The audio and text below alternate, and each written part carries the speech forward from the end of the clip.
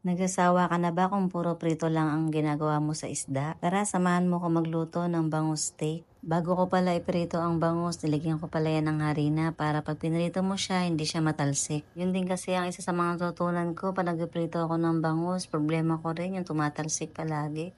Habang piniprito ko pala yung bangus, iminix ko na rin pala yung mga gagamitin nating sauce. Nilagay ko pala dyan ay 8 prasong kalamansi. Nilagay ko na rin pala dyan yung konting oyster at paminta. Pero sa'yo na yun kung ano pa yung mga idadagdag mo para pampalasa. After nga niyan, inangon natin yung isda na sa'yo rin pala kung toasted mo yung isda. Ako kasi hindi ko tinoasted para andun pa rin yung juiciness ng isda. Boneless na nga pala rin yung isda na binili ko. Mas maganda kasi para makain din ng mga bata. Isinunod na rin pala natin yung mga sauce na pinagalo-halo natin kanina.